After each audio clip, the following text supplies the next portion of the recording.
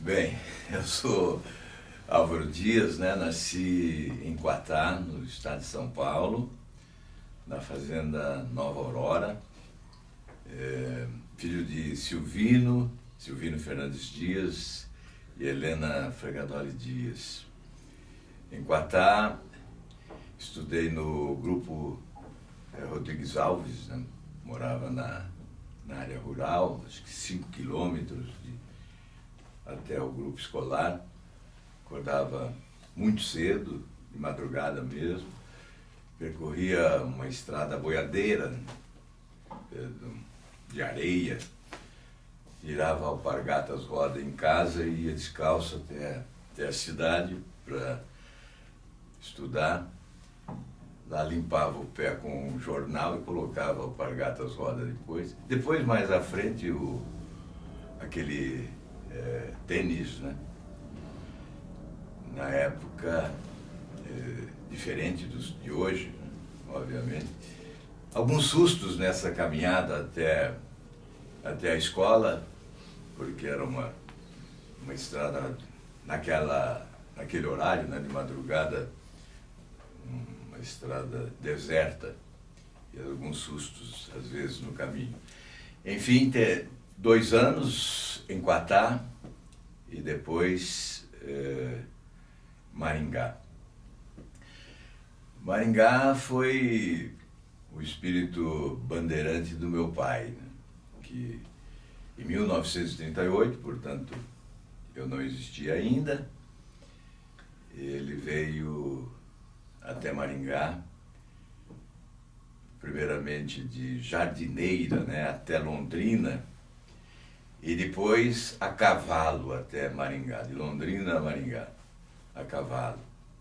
Existia em Mandaguari uma pousada, e depois de Mandaguari, por picadas, né, chegava até o Maringá Velho, onde se chama hoje Fim da Picada, e lá uma pensão onde corretores vendiam áreas de terra. E meu pai desceu a pé e escolheu um local onde ele entendeu que seria adequado, porque existia o rio, portanto tinha água, e estava projetada a linha férrea, né, naquela região. E ele então adquiriu uma área a preço de banana, naquela época era réis, né? E não sei quantos mil réis, não me lembro mais. Ele adquiriu e voltou para Quatá.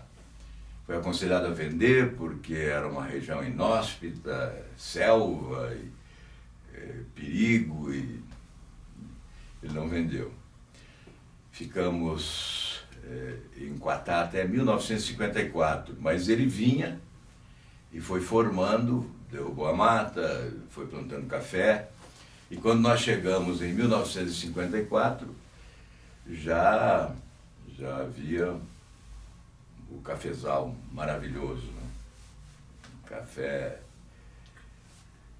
impressionante, as lavouras de café daquela época. E meu pai tornou-se um próspero agricultor. Adquiriu outras fazendas, uma delas chamada Três Minas, em Itambé. Ainda criança eu fui conhecer, né? E meu pai trabalhou a vida toda para oferecer aos seus filhos, né? Não eram poucos, 10, a possibilidade de estudar. Mas antes eu quero dizer que desde criança, com 8 anos de idade, meu pai me levava para o trabalho, né? Quando chegava da escola, colocava a enxada nas costas e ia capinar o café ou roçar a pastagem, isso já com 8 anos de idade. E o meu avô dizia: na casa desse homem, quem não trabalha não come. Essa foi uma lição que eu guardei. Em Maringá, eu fiz os últimos 2 anos do curso primário, lá em Maringá, escola Grupo Escolar Dr. Rodrigues Alves, na Vila Morangueira, que depois se transformou em Vila Santo Antônio, mais próximo da fazenda do meu pai. Ia também a pé ou depois de bicicleta. Poeira incrível em Maringá naquela época, em 1955, nós chegamos ao final de 1954, tinha 9 anos de idade. E depois de concluído o curso primário, eu quis ir para o seminário em Botucatu, Seminário Menor São José, dos padres seculares. Tive 2 anos no seminário, primeiro ano do ginasial e segundo ano do ginasial. É de lá que eu ouvi pelo rádio a Copa do Mundo de 1958, os gols do Garrincha e do Pelé. Depois voltei para Maringá e terminei o curso ginasial no Colégio Marista de Maringá, depois Escola Técnica de Comércio também, no Marista de Maringá, e estava me preparando para fazer Ciências Econômicas na Universidade de Maringá, era o único curso à época, e era convidado para ser gerente do Banco do Paraná, do Hermelino Bofer, né? E, repentinamente, algo me disse que eu tinha que sair de Maringá e ir para Londrina. E fui estudar em Londrina. O prazo para inscrição em vestibular já estava esgotado e eu queria fazer Direito. E o meu irmão José, que era professor em Londrina, fez a minha inscrição no vestibular de História, na Faculdade de Filosofia. Então, ao invés de fazer Direito, eu fui fazer História. Fui para Londrina e já logo no início eu passei a participar da atividade no centro acadêmico, né? Fui primeiramente secretário no primeiro ano e já no segundo ano me tornei presidente do centro acadêmico Rocha Pombo da Faculdade de Filosofia. E foi quando surgiu essa aptidão para a atividade política. Na Faculdade de Filosofia, eu acabei sendo presidente e depois sempre orador dos eventos que ocorriam. Na inauguração da biblioteca da faculdade, surgiu a ideia da candidatura. Foi quando eu falava em nome dos universitários, ingressaram no ambiente políticos. À época era o regime autoritário, e políticos da arena, e eu, quando vi que esses políticos ingressavam, passei a fazer duras críticas, né, ao sistema, ao regime, ao governo, enfim, a todos os políticos da época. E o professor Gabardo era o diretor da Faculdade de Filosofia, e assim que terminou o evento, ele veio e disse: "Você vai ser meu candidato a vereador." Nós teríamos eleições depois, né, 2 anos depois, para a Câmara de Vereadores, e ele seria candidato a prefeito de Londrina, em 68. Aí eu disse: "Você está brincando comigo, Gabardo, eu não tenho cara de político, não." Rejeitei prontamente, né? E me esqueci disso. 2 anos depois ele apareceu e diz: "Olha, vim te chamar para ser candidato." Eu disse: "Olha, não posso, meu título é de Maringá, eu não transferi, não posso ser candidato, acho que o prazo já esgotou." Ele disse: "Não, eu dou um jeito, eu me viro, eu transfiro seu título e você vai ser candidato." Eu falei: "Então você vai ter que falar com meu pai, porque minha família não quer saber de política, né?" Ele falou: "Então vamos lá para Maringá." E fomos a Maringá. E ele falou com meu pai virou assim e diz assim: "Olha, eu não vou proibir você de ser candidato para que um dia você não diga que não foi o que queria ser porque eu não deixei, né? Mas cuidado, hein? Eu já vi político ir à falência." Ele se preocupou logo com o bolso, né? Eu disse: não se preocupe com isso, não."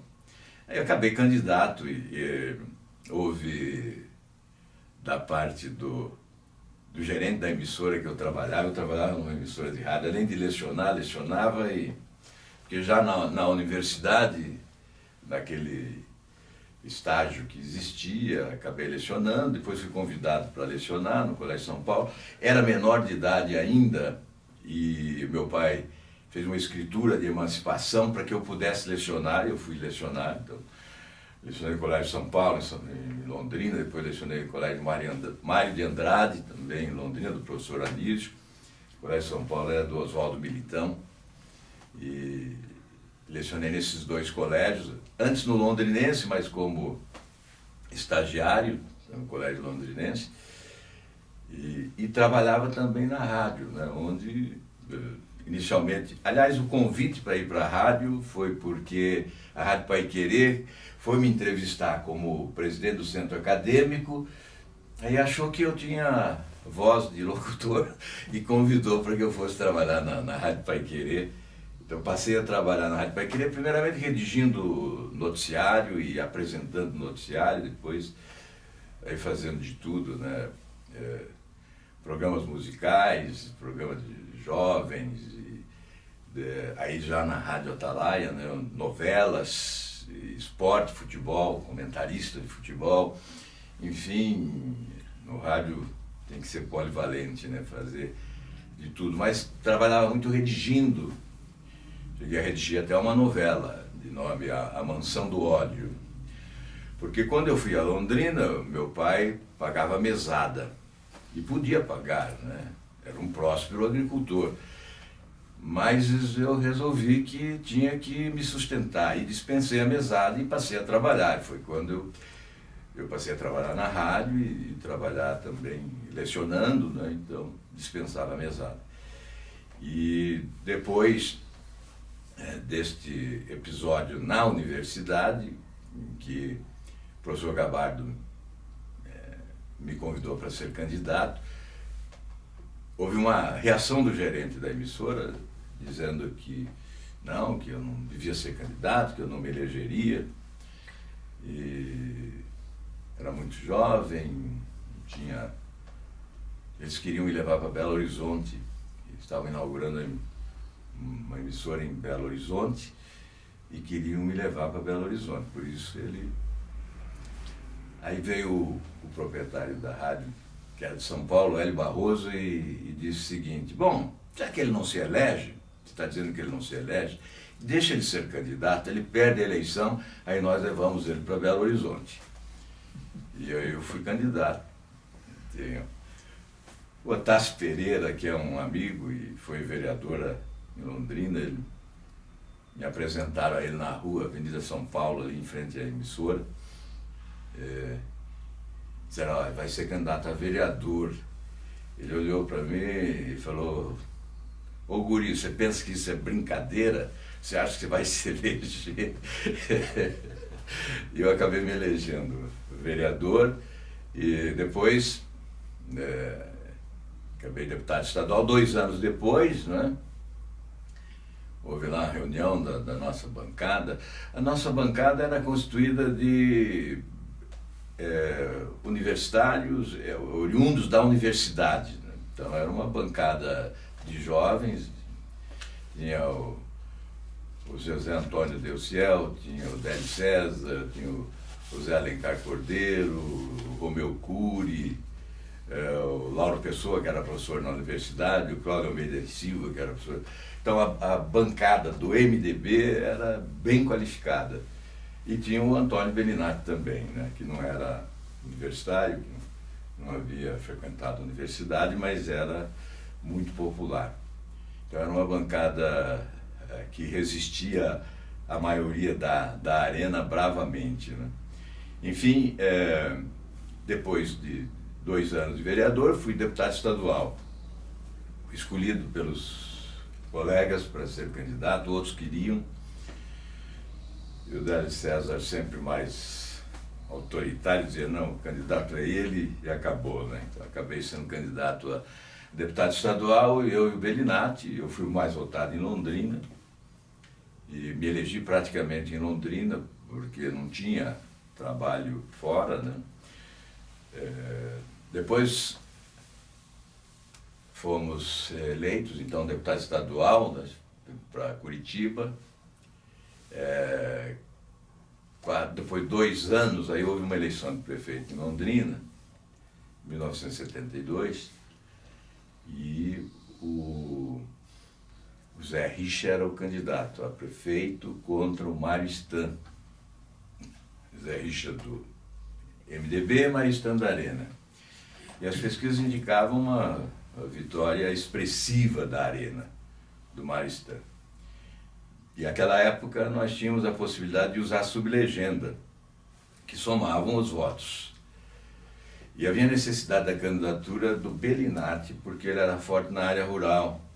E se ele fosse candidato, a soma dos votos do Bellinati com o do Richa elegeria o Richa prefeito. E o Bellinati, muito esperto, disse que só seria candidato se eu também fosse, porque ele calculava que eu dividiria os votos na cidade com o Richa e ele, com os votos da área rural, acabaria ganhando a eleição. E aí houve uma pressão muito forte para que eu fosse candidato.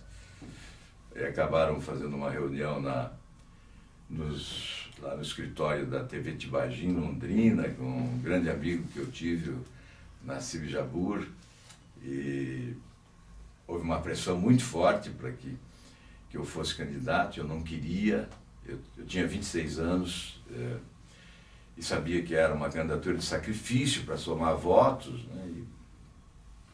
E insistiram muito, acabaram me convencendo a ser candidato.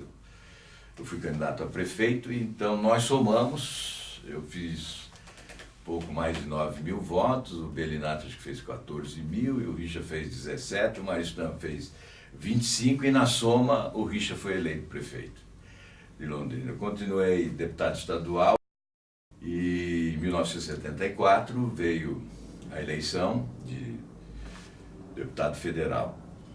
Eu fui candidato a deputado federal e fiz, para honra minha, né, a maior votação proporcional da história do Paraná, cerca de 10% dos votos do Estado. Não há, até hoje, nenhum percentual igual no país, né?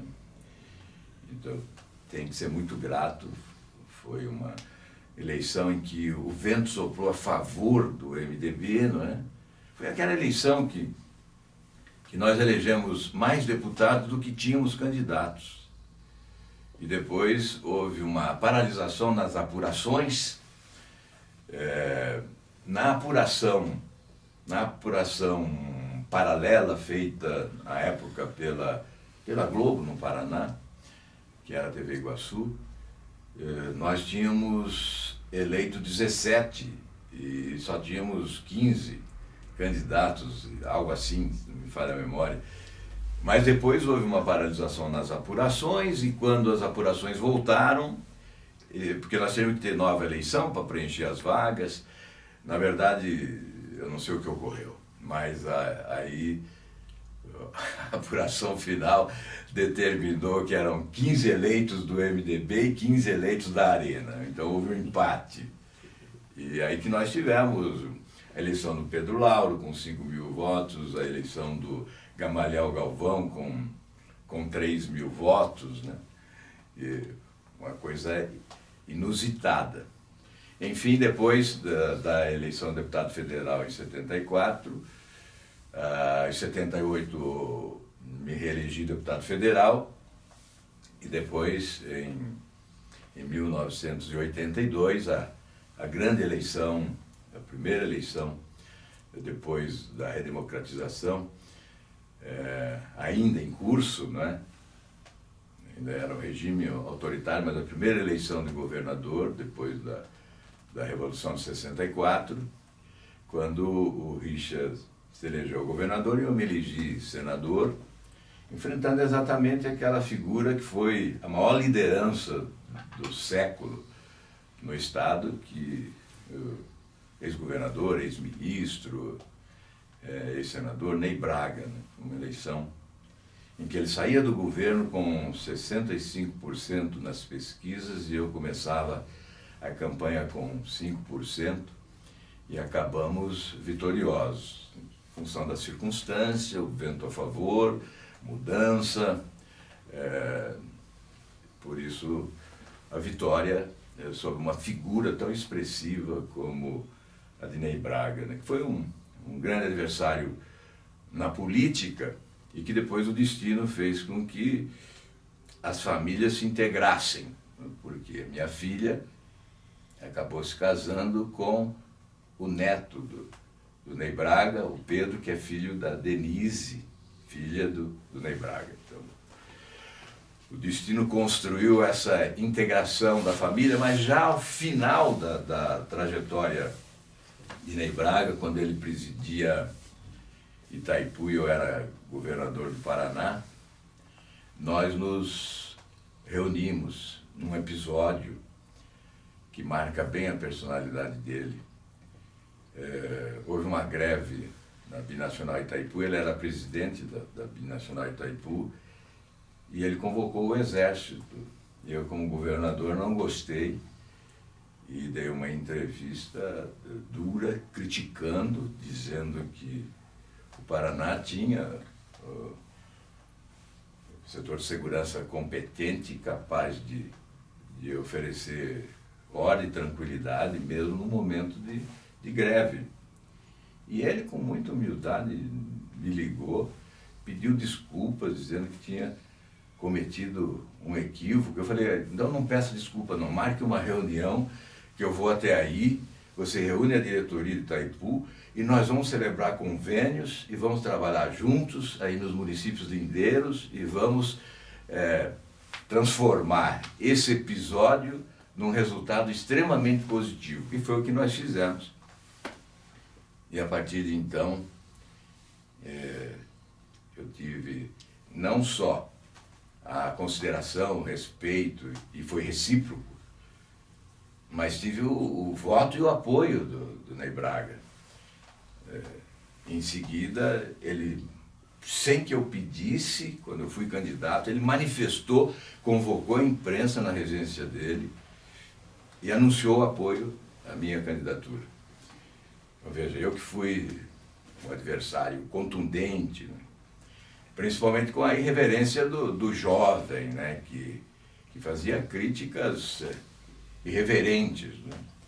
E acabamos nos reunindo em função exatamente da personalidade de um grande homem público, né? Que fez história no nosso estado. Em 82, portanto, a eleição para o Senado. Depois veio a campanha das diretas, em 84, que nós realizamos em Curitiba. Antes dessa campanha de 82, é bom lembrar, foi uma memorável campanha, né, com os grandes comícios da época. Me lembro de um comício na Praça Santos Andrade que foi fantástico, uma multidão, especialmente de jovens. E quando se dizia, Curitiba é uma cidade fria para comício, a população não gosta de concentrações populares e tal, nós realizamos um monumental comício, muito emocionante, que só foi superado em emoção exatamente pelo primeiro grande comício por eleições diretas. É preciso destacar o papel de Curitiba nisso, porque quando em vez nós vemos a imprensa afirmar que o primeiro comício das diretas foi na Praça da Sé, em São Paulo, né? E aí esse equívoco histórico, o primeiro comício foi em Curitiba, né? Na Boca Maldita, no dia 12 de janeiro de 1984. Era dezembro, final do ano, o presidente Ulisses Guimarães do PMDB, convocava os presidentes regionais para Brasília. Eu era o presidente no Paraná do partido, fui a Brasília, e ele diz, nós vamos iniciar a campanha das diretas. Quem é que faz o primeiro comício, né? E aí virou e me disse, você topa fazer no Paraná? Porque Curitiba é a cidade teste. Quando dá certo em Curitiba, dá certo no resto do país. Isso o Ulisses Guimarães dizendo. E eu disse, eu topo. E vim para o Paraná e falei com o Richa, que era o governador, e ele não queria fazer o comício com receio. Ele diz, olha, Curitiba não é uma cidade muito favorável a essas mobilizações, e é janeiro, férias, não dá tempo, é um risco fazer esse comício. Aí eu disse, olha, a gente não faz o seguinte, eu assumo a responsabilidade, você fica no governo, não vai se desgastar se for um fracasso, não é uma organização sua, eu me encarrego disso como presidente do partido, e no dia eu te ligo lá da Boca Maldita. Se tiver gente, você vai. Se não tiver gente, você não vai. E aí nós fizemos a mobilização, e eu desci ali até o Hotel Del Rey, peguei o telefone e liguei pro Richa. Richa, a sua polícia militar está dizendo que tem 60 mil pessoas aqui. Tá bom para você? E ele falou, o quê? 60 mil pessoas? Não acredito. Eu falei, tem 60 mil pessoas, Richa, segundo a polícia militar. Eu até acho que tem mais. Aí ele falou, então eu vou para aí. E chegou de terno e gravata aqui no palanque. E nós tivemos um monumental comício. Eu até lembro de um episódio com o Tancredo Neves, né, que eu fui levá-lo ao aeroporto e já em 84 se discutia quem seria o candidato do partido a governador em 86. E o Canê era um nome cogitado, o meu nome era cogitado, outros pretendiam também, né? E no caminho do aeroporto, o Tancredo falou assim para mim, olha aqui, ó, daqui 2 anos eu estarei aqui de volta na sua campanha de governador, porque aqui não vai precisar de convenção, não. Ele falou, a convenção foi lá na praça, ele disse, porque realmente aquele comício das diretas, como eu tinha liderado a organização, ido para a TV, em comercial de TV, me lembro bem, com um púlpito ali de presidente, uma faixa de presidente embaixo, chamar a população para o comício, então é evidente que ficou uma marca da minha presença naquele comício. E o Tancredo percebeu isso, e no caminho do aeroporto ele disse exatamente que a convenção tinha sido lá na praça. Então esse monumental comício, lembro até do Ulisses Guimarães dando entrevista depois, né? Dizendo exatamente isso, olha, Curitiba é a cidade teste, agora nós vamos invadir o Brasil, vamos chegar a Brasília com essa força e tal. Foi isso plantado aqui na Boca Maldita em Curitiba. Os que tentam tirar de Curitiba o mérito por essa largada para aquela campanha memorável, né, que foi uma campanha fantástica, né, com multidões enchendo as ruas de todo o país, que Ulisses Guimarães afirmava, de todas as partes, dos campos e das cidades, como erva bendita, os brasileiros enchendo as praças públicas. Enfim, foi o momento marcante da nossa trajetória política. Só hoje, com essas grandes mobilizações que foram às ruas pedindo o impeachment da presidente Dilma, é que nós assistimos algo semelhante em matéria de mobilização popular. Então houve essa mobilização de 84, que foi fundamental para que depois o povo conquistasse o direito de votar. Não foi naquele momento, mas aquilo foi decisivo para que nós tivéssemos a reconstrução da democracia no país. Ali se plantou a semente da redemocratização. E depois veio a eleição de 84, em que eu fui realmente o candidato ao governo do partido.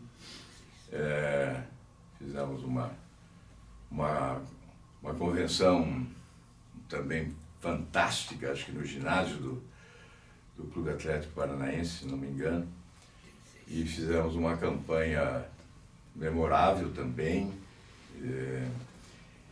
Naquela época houve uma tentativa de dividir o nosso partido, né? Então, e uma tentativa bem sucedida que dividiu, em alguns estados, remanescentes do partido disputavam a eleição contra o partido por outras legendas. Aí foi o que ocorreu no Paraná. Alencar Furtado era nosso companheiro de partido, né? Ele deixou o PMDB e foi disputar por outra legenda, tendo Jaime Lerner como vice. O Alencar era o líder nacional do partido. Hoje é um homem já com acho que 91 anos, estive com ele há poucos dias, lúcido. Conversamos muito, inclusive, sobre aquele episódio. Somos amigos, apesar daquele confronto, né? O neto dele hoje é deputado federal da Bahia e se filiou conosco no Partido Verde. É o mais jovem deputado federal do país, né? Foi eleito com 22 anos, o Dorico Júnior. Então, naquela eleição, também o vento estava a favor, porque Plano Cruzado, né, se não me engano, foi fundamental para a vitória do PMDB em quase todo o país. E nós fomos levados aqui por essa onda também e chegamos ao governo do Estado.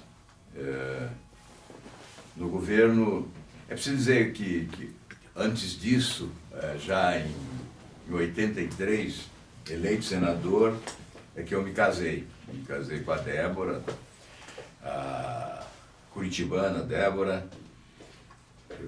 Eu era estudante da Universidade Católica. Eu fui lá fazer uma palestra sobre Constituinte, que foi outra campanha que nós realizamos no Paraná, pela convocação da Assembleia Nacional Constituinte. E eu era deputado federal e fui convidado a fazer uma palestra na Universidade Católica. E foi quando eu conheci a Débora. Os acadêmicos me convidaram e encheram lá um auditório. A Débora ficou sentada no corredor, em frente. E depois ela fez um estágio lá em Brasília, na Câmara dos Deputados. E foi exatamente nesse estágio que nós começamos a namorar e já em 83, já como senador, que houve o meu casamento. Desse casamento nasceram a Carolina que eu me referi, casou com o neto do Ney Braga, né? E hoje tem um filhinho, que é o Bruno Henrique, que tem um ano e meio, e que é o neto da dona Débora. E o Álvaro Filho, que são os dois filhos que tenho com a Débora, né? Que nasceram em Curitiba. São os meus tesouros aí. É sempre difícil falar da família, né? Porque a emoção chega muito forte. Mas vamos falar um pouco do governo agora. Depois de 86, essa memorável campanha de governador, né? Que obtivemos 72% dos votos do Estado. Só conseguimos superar esse percentual agora na última eleição para o Senado, quando fizemos quase 80% dos votos do Estado, que é uma marca histórica, nacional, inclusive, maior votação do gênero no país, né? E historicamente, não só nessa eleição, então é uma coisa que para guardar no peito para sempre, no coração para sempre, né? E com muita gratidão e respeito, apreço pelo povo do Paraná. Mas falar um pouco do governo, né? Foi uma época dramática de crise financeira, a maior crise financeira da história da administração pública brasileira, sem dúvida nenhuma, com inflação que superava 80% ao mês. Era impossível planejar para a semana seguinte Os que acompanharam mais de perto o governo se lembram que nós tínhamos que aplicar o gatilho salarial mensalmente. O reajuste do salário dos servidores ocorria mensalmente, porque a inflação engolia o salário ao final do mês. Então veja a dificuldade. E nós fizemos reforma administrativa, primeiramente porque hoje eu combato muito esse sistema de governança que é promíscuo, né, do balcão de negócios, da parceria nada republicana, né, porque é uma barganha política desonesta, né, entre executivo, legislativo, partidos políticos e tal. Essa promiscuidade é que faz crescer a máquina pública, que joga dinheiro pela janela e não sobra nada para os investimentos essenciais. Então é bom dizer como que nós compusemos o governo naquela época, né? O partido não indicou. Quem escolheu foi o governador, foi eleito para isso e procurou escolher os melhores. Sem saber de que partido era o secretário, em quem tinha votado o secretário, quem apoiou o secretário. Escolher os critérios fundamentais, probidade, competência, qualificação técnica para exercer a função, aptidão para cargo executivo. Então, à época, eu me lembro, alguns jornalistas, se não me falo memória, Luiz Geraldo Maza chegou a escrever que, surpreendentemente, aquela era a melhor equipe de governo que, pelo menos nos últimos tempos, tinha notícia no Estado, né? Uma equipe preparada para enfrentar o drama daquela crise, que é uma crise fatal, se nós não tivéssemos uma grande equipe, né? E superamos essas dificuldades com um governo empreendedor, fizemos a reforma administrativa, enxugamos a máquina, 1/3. Adotamos algo que evidentemente não agradou a casta do funcionalismo, o redutor de salários. E estabelecemos um teto, então, puxamos para baixo o salário do governador e ninguém podia ganhar mais do que o governador, secretários, enfim. O chamado redutor de salário, que à época era constitucional. E adotamos um outro expediente também em desuso, da prisão administrativa. E foram quando surgiram aquelas prisões determinadas pelo Poder Executivo. Era um expediente que constava da Constituição do país, em desuso ninguém tinha utilizado, mas nós utilizamos. Eu imaginava que se não fizesse aquilo, não teria como conter um processo de corrupção que é inerente, né? Hoje, falar sobre isso, então, é desnecessário, né? Que todos nós estamos vendo como a corrupção contamina, quando não há um combate de veemência, né? Então, naquela época, fomos o único governo a adotar esse expediente da prisão administrativa e prendemos. É claro, havia denúncia, instaurava um inquérito administrativo, confirmava a ilicitude praticada, decretava a prisão. 38 foram presos, o último saiu da prisão quando foi promulgada a Constituição de 88, no dia 5 de outubro de 88, com a promulgação da Constituição. Esse expediente estava extirpado do texto constitucional e aí não havia mais essa... Aí ficou mais difícil conter o processo de corrupção.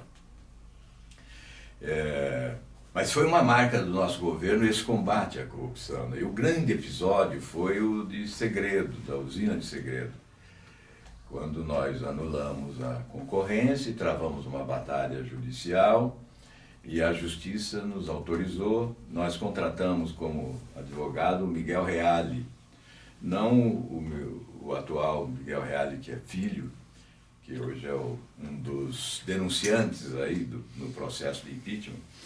O pai, Miguel Reale, foi um advogado que nós contratamos, né, naquele episódio e vencemos em 12 rounds todas as batalhas judiciais e economizamos 103 milhões de dólares na construção da barragem da usina de Segredo. Eu considero aquilo uma marca, inclusive estabeleceu o parâmetro para as outras obras, a de Caxias, por exemplo, o parâmetro de preços, né? Então, aquela foi a grande obra da moralidade na administração pública, né, que marcou o combate à corrupção, o superfaturamento das obras, a constituição desses cartéis, né, de grandes empresas empreiteiras para elevar preços de obras e explorar a população. Quando nós tivemos a denúncia desse cartel lá do metrô em São Paulo, nós recuperamos o histórico do que ocorreu aqui, exatamente com o Francisco Gomide, que foi o presidente da Copel, é um técnico extremamente qualificado, que foi fundamental naquela batalha nossa, e ele recuperou todo o histórico, e nós pudemos mostrar, em artigo até que eu publiquei, que quando há governantes sérios, os cartéis não só são descobertos, mas eles são destruídos.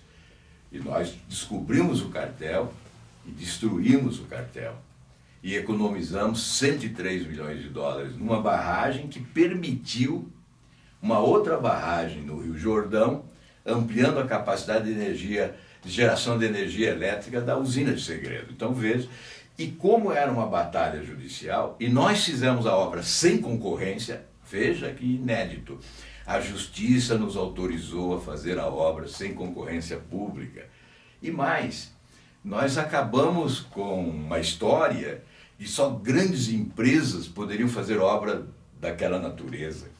Nós fizemos com 3 médias empresas, um consórcio de 3 médias empresas que fizeram a obra e se tornaram empresas maiores exatamente porque fizeram aquela obra. Aliás, hoje o Brasil precisa disso, né? Porque as grandes empresas estão aí destruídas e os governos deveriam valorizar médias empresas que estão longe dos escândalos de corrupção para que elas possam se tornar grandes empresas e continuarem a empreender em favor do desenvolvimento do país. Então, 3 médias empresas paranaenses fizeram a usina de Segredo, economizando 103 milhões de dólares, permitindo fazer outra barragem, porque, como eu disse, nós não usamos os empréstimos assegurados pelo BIRD, porque estávamos numa batalha judicial e não pudemos usar aqueles empréstimos, e aqueles empréstimos foram usados depois para a obra do Jordão, no Rio Jordão. Então veja o quanto ganhamos, não só a economia de 103 milhões de dólares. E como fizemos a obra, com que dinheiro? Num esquema arquitetado lá pela Copel, com o Gomide à frente, de venda de energia futura, vendia antecipadamente a energia futura. E fizemos a obra com recursos próprios, sem deixar um centavo de dívida, economizando 103 milhões de dólares. Então é evidente que eu tenho que ir destruindo um cartel de grandes empresas empreiteiras. E eu tenho que deixar esse registro aqui.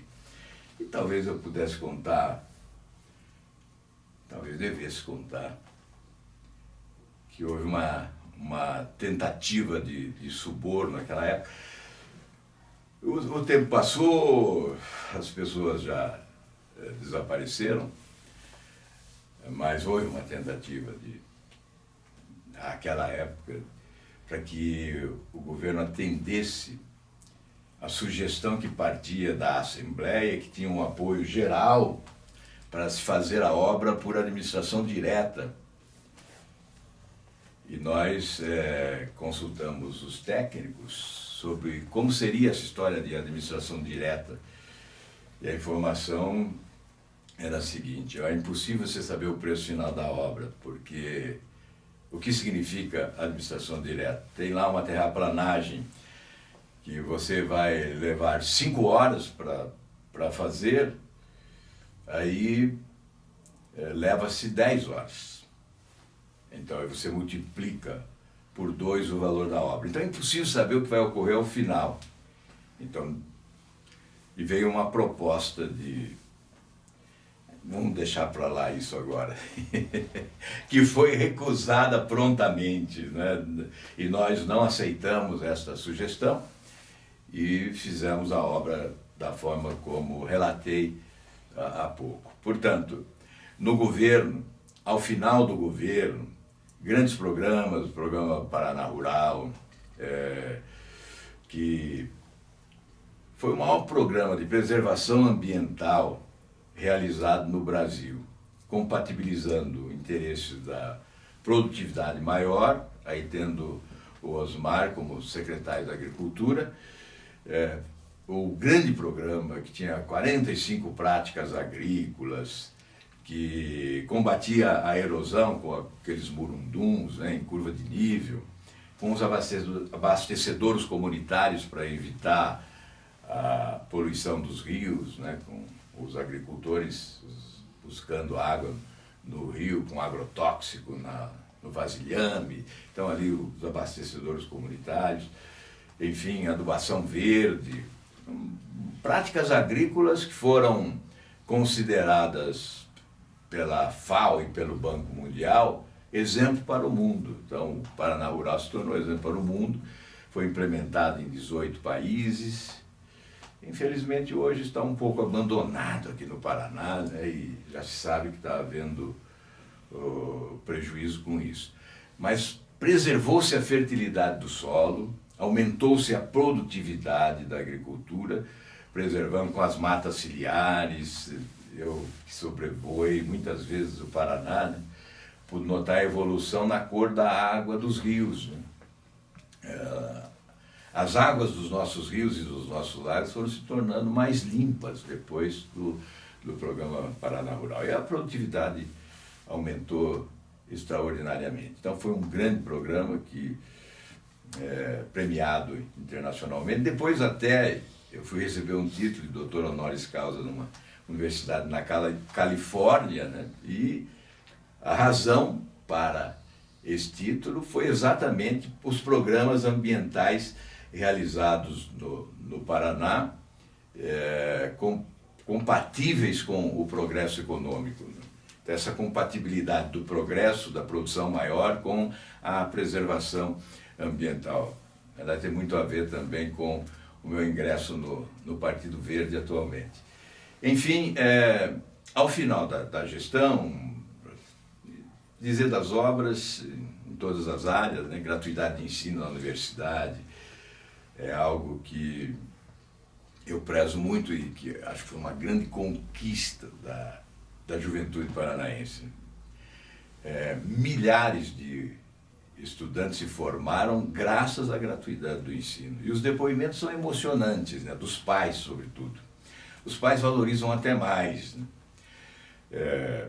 A possibilidade do filho ser doutor, ser médico, ser engenheiro, possibilidade que não existiria sem a gratuidade. Então é uma conquista social histórica.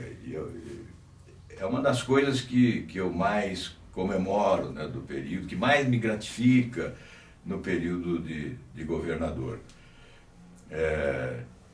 Enfim, 3.500 quilômetros de pavimentação, foi o maior programa rodoviário da história do Paraná. 1 bilhão e 100 milhões de dólares de investimentos nas estradas. Depois veio o Canê com um pouco mais de 700 milhões de dólares no programa rodoviário da sua época, e foi também um grande programa rodoviário. E o Richa, 600 e poucos milhões de dólares. Então, foram os governos que mais pavimentaram no Paraná.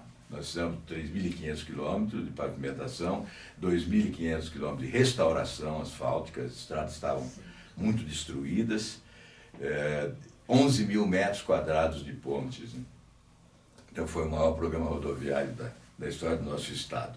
Mas deixando de lado essa prestação de contas, né, do governo, dizer que ao final do governo eu completei o mandato, não disputei eleição. Fiquei até o último dia do mandato, podia me eleger senador facilmente, né? As pesquisas davam 70% dos votos se colocássemos todos os líderes do estado disputando. E ao final nós terminamos o mandato com 93%, segundo o Instituto Datafolha. Eu estou colocando essas coisas mas para destacar como é importante uma grande equipe, né? Porque ninguém faz um governo só, isolado. E essa integração com as forças sociais, com os entes municipais, né? Essa integração administrativa e a seriedade, a austeridade, o combate à corrupção, para sobrar dinheiro, senão não sobra. E fazer um governo num tempo de inflação galopante, mais de 80%. Nós tínhamos 150 empresas empreiteiras trabalhando no Paraná. Eu me lembro que, em determinado momento, a crise aprofundou e nós tivemos que parar as obras durante um período para recuperar o caixa. Aí a manchete do jornal é que 30 mil operários estavam sendo desempregados naquele momento. Então veja que o Paraná era um canteiro de obras, E nós retomamos em seguida e terminamos o governo com superávit. Então foi quando nós organizamos o Estado com reforma administrativa e fiscalização e controle dos gastos públicos e correção na aplicação dos recursos, a relação custo e benefício dos investimentos, os cuidados necessários para uma boa gestão fiscal e, ao final, veio o reconhecimento do Banco Mundial, da Secretaria do Tesouro e o Joemir Betting, com o seu comentário inesquecível para nós, né, no Jornal Nacional, dizendo que apenas um Estado termina o governo com um grande programa de obras e dinheiro em caixa, com superávit. Um milagre operado por um par de santos. Reforma administrativa e austeridade. Enfim, dizia ele, o Paraná comprova que a administração pública no Brasil ainda é viável. Eu acho que esse comentário do Joemir Betting, que eu guardei nos arquivos eletrônicos que são coordenados aí pelo Curisco, né? Esse comentário do Joemir Betting, eu acho que sintetiza bem o que foi o esforço desenvolvido no Paraná naquele período de crise dramática para superar as dificuldades. Bem, enfim, depois do governo, eu permaneci 8 anos sem mandato, disputei a eleição de governador em 94 contra o Jaime Lerner e perdi a eleição. Veja como é a política, né? De nada adiantou ter terminado um mandato com 93% de aprovação. 4 anos depois, os 93% viraram pó, né? Porque eu perdi a eleição. Então são circunstâncias, são fenômenos que ocorrem e é por isso que quando eu relatei as minhas vitórias, eu disse o vento soprava a favor, era a circunstância. Eu acho que muitas vezes uma vitória não é construída em razão do talento de alguém, do merecimento de alguém. Ela é construída algumas vezes em razão das circunstâncias que favorecem. São circunstâncias. É evidente que nós temos que criar também as circunstâncias, né? Nós temos que ter a competência para criar circunstâncias que nos favoreçam. Mas há circunstâncias que independem da nossa vontade. Então, elas surgem e favorecem alguém, muitas vezes em detrimento de pessoas. Eu citei lá atrás o fenômeno da nossa vitória sobre o Ney Braga, que eu não considero merecimento pessoal, porque ele era o líder maior no Estado. Eu considero que foi a circunstância que me favoreceu. Nós temos que ter humildade para reconhecer que muitas vezes nós somos vitoriosos em razão das circunstâncias.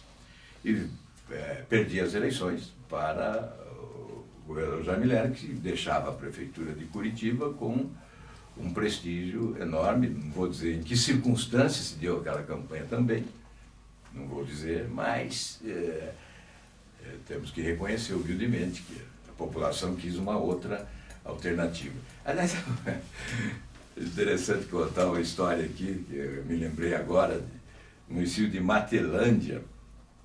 Tinha lá um prefeito chamado Zecão, se não me falha a memória, e ele dizia que, como governador, nós tínhamos feito por Matelândia mais do que na história, ele falou, mais do que 20 anos, pelo menos.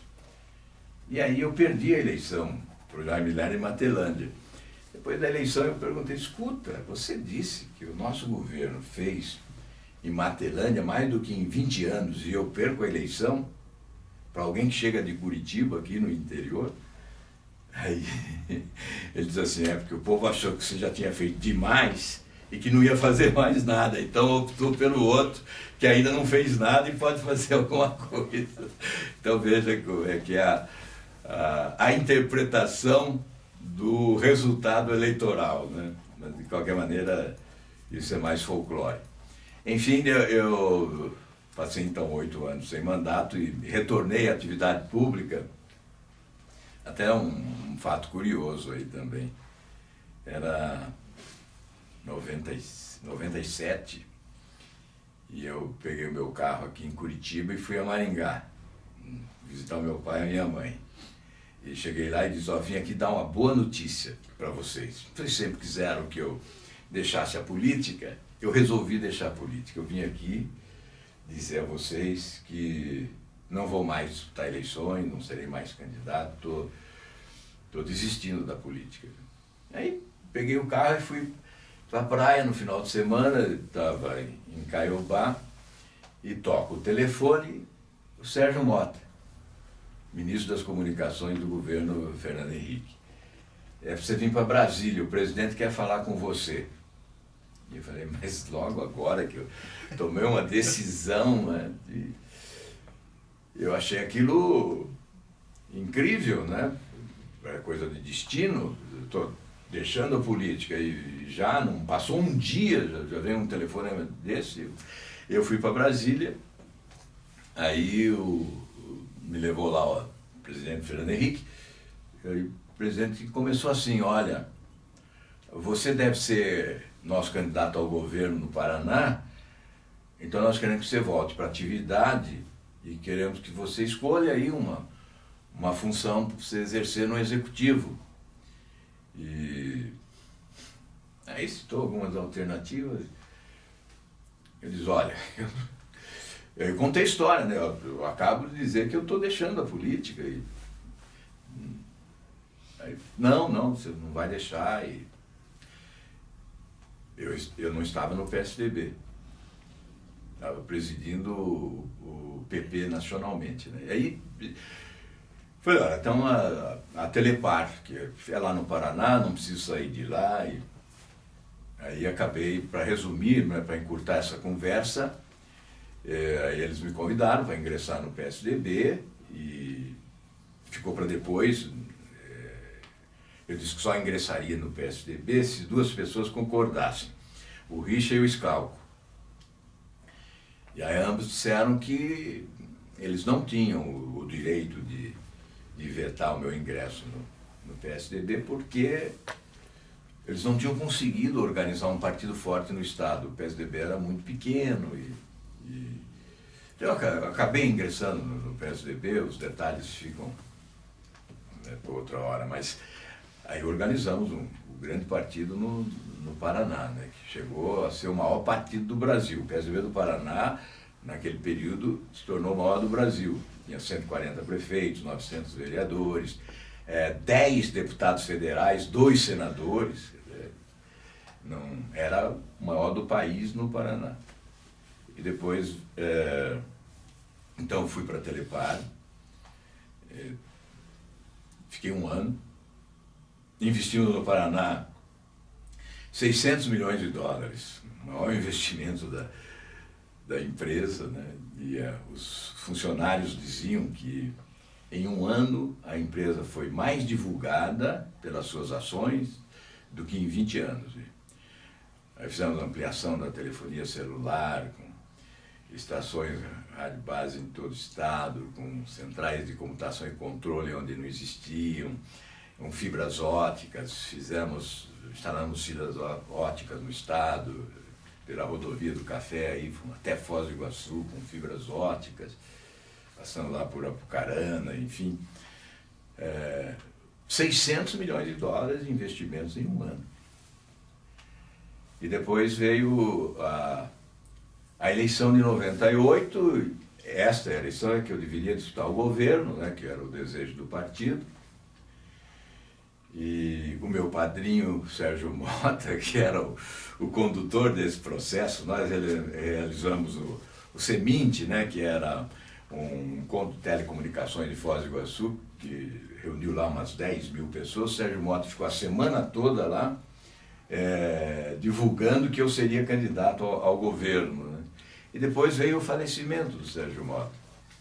Eu me lembro bem que a viúva, que é uma paranaense, Cornélio Procópio, Nicei, ela me disse no dia do velório: ele gostava muito de você, ele era o seu padrinho, agora siga o seu coração. E ela disse: olha, agora não conte com mais ninguém, né? Eu entendi dessa forma, né? E aí veio o período pré-eleitoral. O presidente Fernando Henrique me chamou ao Palácio, eu fui, ele jogou uma pesquisa na mesa e disse assim: eu chamei você aqui para pedir para você não ser candidato a governador, para facilitar a composição no Paraná, que eu quero o apoio do Jaime Lerner, ele vai nos apoiar, e se você disputar a eleição vai criar problemas, então eu ia pedir para você não disputar o governo. Mas, diante dessa pesquisa, eu não tenho esse direito. Eu tinha 35, o Jaime Lerner 30 e o Requião 21, naquela pesquisa que estava sobre a mesa do presidente. Então, faça o que você achar melhor. E eu acabei não sendo candidato ao governo, e, embora liderasse a pesquisa, em 98, e fui candidato ao Senado. 8 anos sem mandato, e apenas retornando na Telepar, mas liderava a pesquisa e acabei, então, sendo candidato ao Senado em 98 e voltando, portanto, à atividade. Aquela promessa que eu fiz aos meus pais não pôde ser honrada, né? Acabei retornando à política, onde me encontro até hoje. Depois de 98, veio a eleição de 2002, né? Em que eu disputei, mas ocorreu um episódio que foi fatal. Integrando o PSDB no Senado, eu quis defender a instalação de uma CPI para investigar a corrupção no governo do PSDB. E eu e o Osmar assinamos, éramos 2 senadores, assinamos o requerimento pedindo a instalação da CPI da corrupção e fomos expulsos do PSDB. Eu tinha uma pesquisa que dava mais de 50% para o governo do Estado, ganharia eleição, portanto, no primeiro turno, pelas pesquisas, em 2002, e tivemos que buscar um partido, nos filiamos no PDT. Não tivemos outra possibilidade a não ser fazer uma composição, iludido com a história, que precisa ter tempo de televisão. Aí fizemos uma composição ilógica, né, sobretudo do ponto de vista ético, né, e não fomos felizes nessa composição partidária, mas de qualquer maneira chegamos ao final do primeiro turno em primeiro lugar e continuamos em primeiro lugar até a última semana da campanha, quando Lula, com todo o prestígio de quem já estava eleito, uma alegria imensa, né, apoiando a candidatura do Requião. Me lembro bem que no último dia da propaganda eleitoral foram 32 inserções de 15 segundos fatais, né, que reverteram o resultado eleitoral. E nós perdemos a eleição. O prestígio do Lula, aquela euforia com a vitória dele para a presidência da República, ele apoiando abertamente, e nós estávamos na aliança, o PDT estava na aliança do presidente Lula à época. Então veja a situação de desconforto, né? E perdemos aquela eleição. Retornamos, estava no Senado ainda, continuamos no Senado, mas perdemos a eleição de governador. Depois a eleição de 2006, reeleito senador, né? E agora, nessa última eleição, com a maior votação que nós obtivemos em toda a nossa trajetória política e hoje, vendo esse drama aí no país, com uma tragédia política histórica, né, com os escândalos de corrupção que se sucederam nos últimos anos, e nesses 13, 14 anos, em Brasília, eu estive na linha de frente no combate à corrupção, denunciando esses escândalos.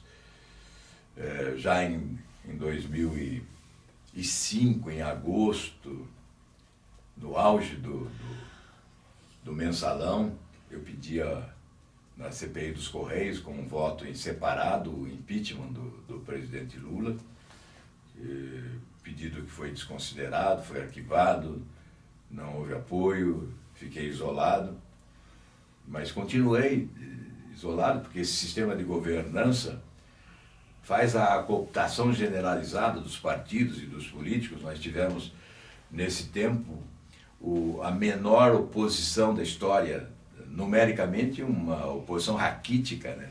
Extremamente fragilizada. E nesse período continuei nesse combate à corrupção, com denúncias, com representações ao Ministério Público, especialmente a partir de 2008, passei a denunciar a corrupção na Petrobras. Em 2009, consegui a duras penas instalar uma CPI.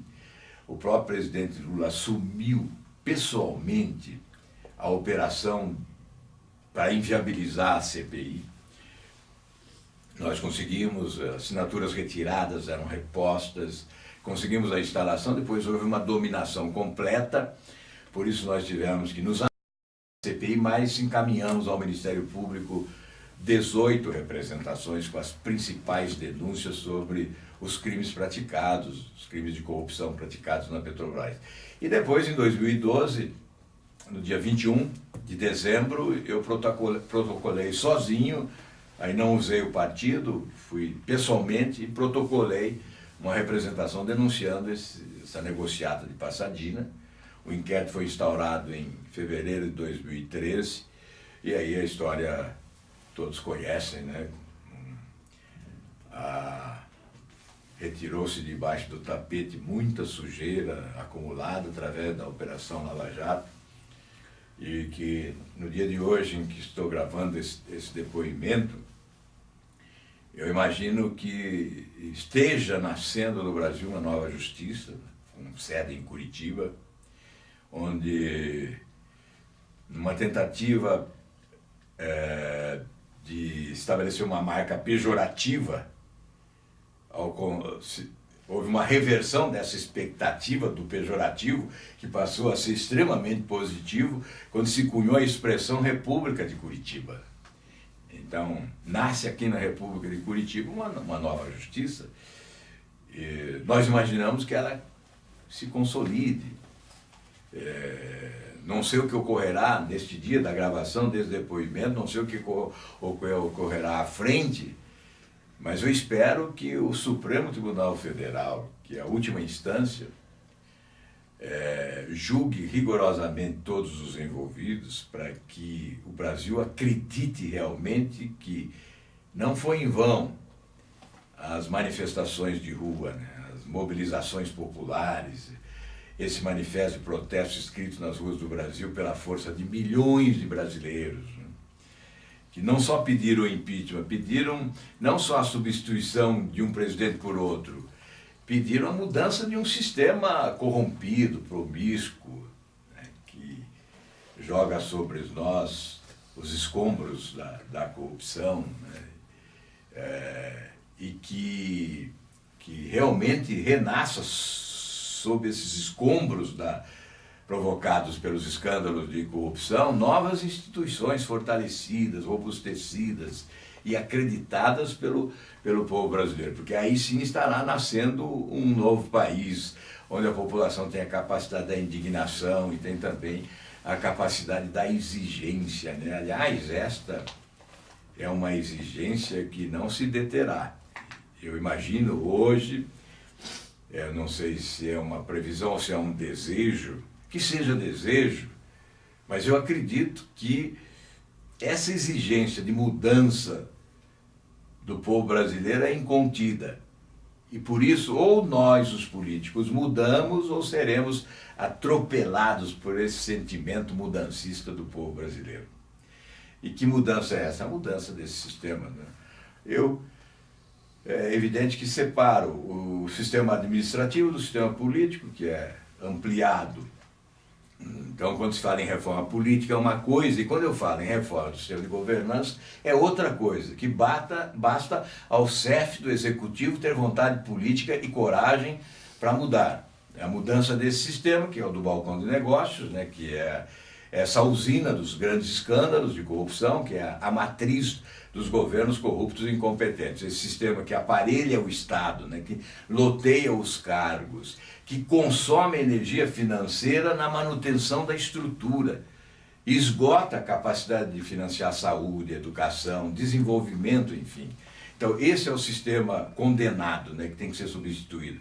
Nós estamos vendo que há uma mudança nas ruas, na população. A população muda, ela recupera a capacidade de indignação e de exigência. Muda a justiça. Nós estamos vendo que está mudando, afinal, antes era a justiça dos pobres, né? Esse era o conceito. Hoje é uma justiça igual para todos, porque em Curitiba, na República de Curitiba, estão aí os presos, né?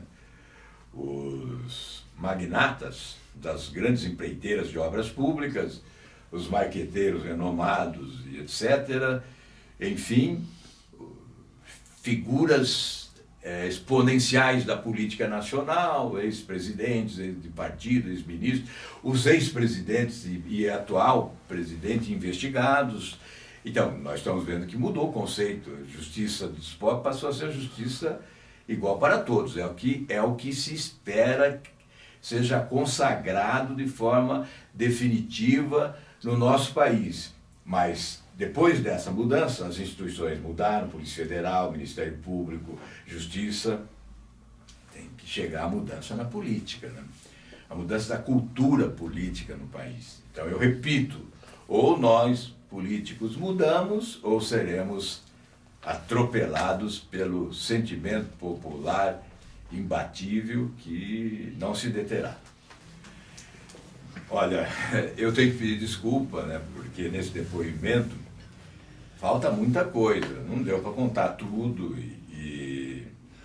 mas como eu acho que eu ainda tenho alguns anos pela frente aí de atividade pública, eu volto um dia para complementar e detalhar determinados momentos aí da nossa trajetória, aqueles momentos que eu considero devem ser expostos mesmo, né? Alguma coisa, como ainda não encerrei a minha trajetória política, ainda não estou revelando, não escrevi meu livro ainda, eu acho que tem que aguardar o the end, né? o fecho desse itinerário político para eu dizer certas coisas. Eu acho que certas coisas, eu estou confessando aqui, que certas coisas eu não estou dizendo. Eu não estou enganando ninguém, porque não estou mentindo, estou apenas omitindo certas coisas dessa trajetória para não machucar determinadas pessoas e vamos aguardar uma oportunidade futura, quem sabe, para revelar certas coisas. Mas eu acho que eu devia aqui manifestar um pleito de gratidão.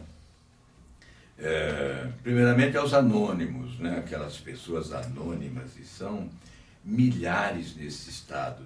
De quando em vez, agora que nós temos a internet, as redes sociais, eu recebo a prova documental, da fidelidade política, do apoio reiterado e intransigente de certas pessoas que eu não conheço, que são os anônimos, aqueles que sustentaram toda a minha trajetória política no anonimato. Com muita fidelidade, né? Eu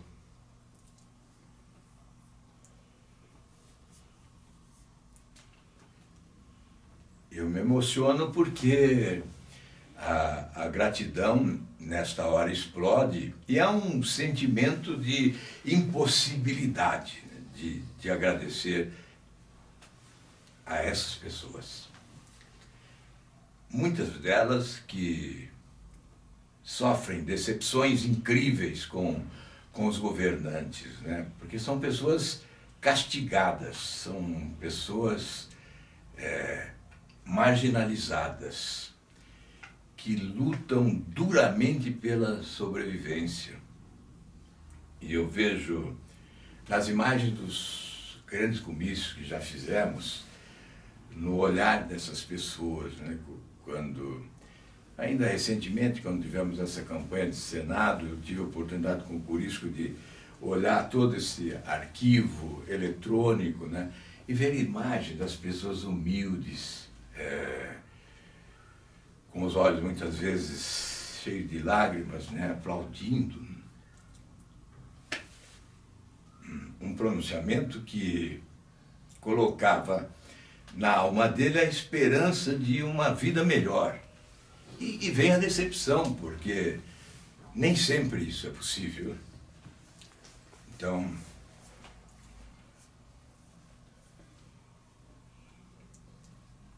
num depoimento como esse, é preciso lembrar dessa gente, né? Lembrar dessa gente. E depois os amigos. Eu não vou citar o nome dos amigos.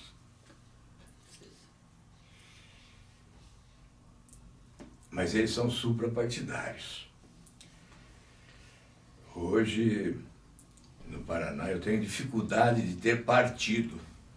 E na última eleição, por exemplo, eu não tive partido. Nessa eleição de quase 80% dos votos, eu não tive estrutura partidária.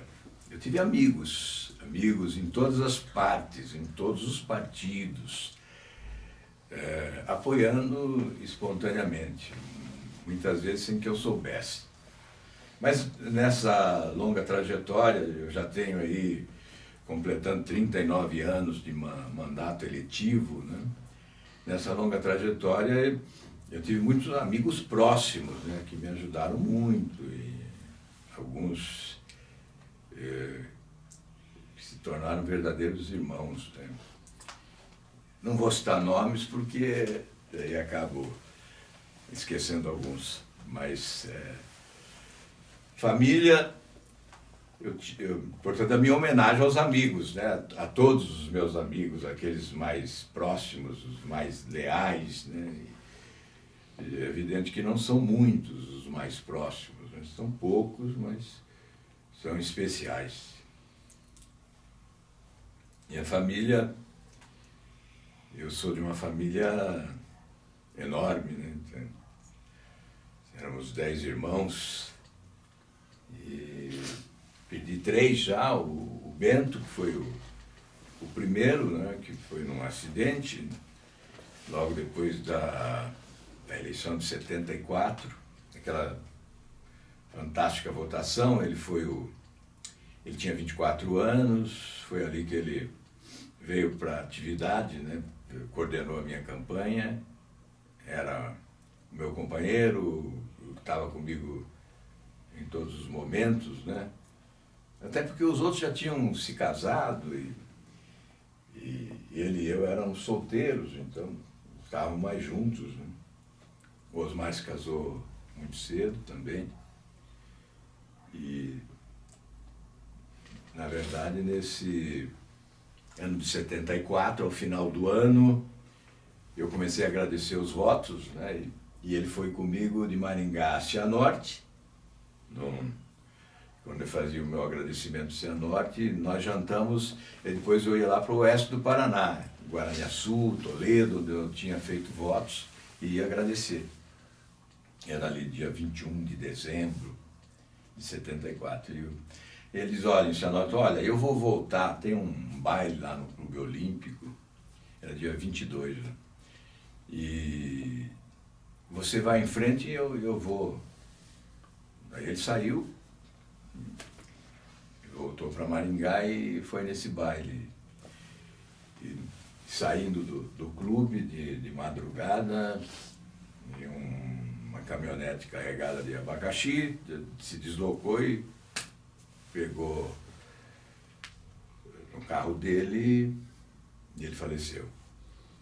Eu estava em Toledo,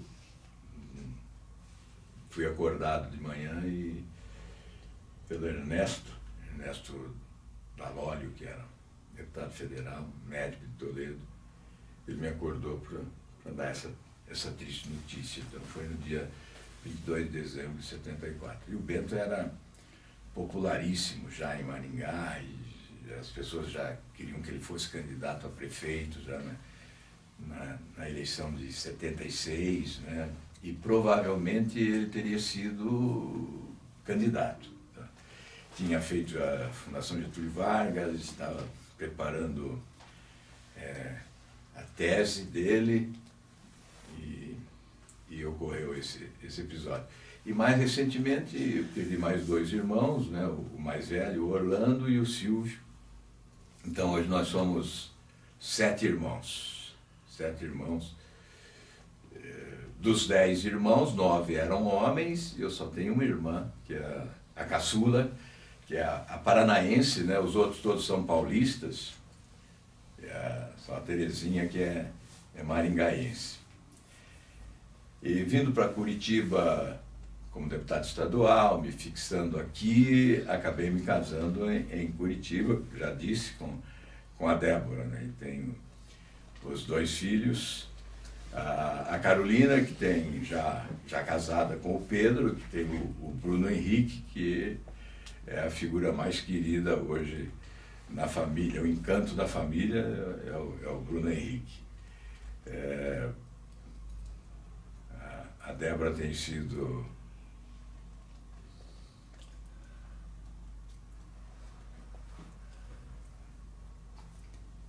uma heroína, né? Porque as turbulências da política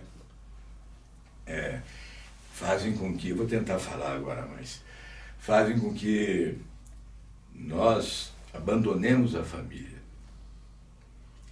Nós somos carregados para fora da família, né? E eu era governador quando a Carolina, ela foi na minha posse, a Carolina. Ela tinha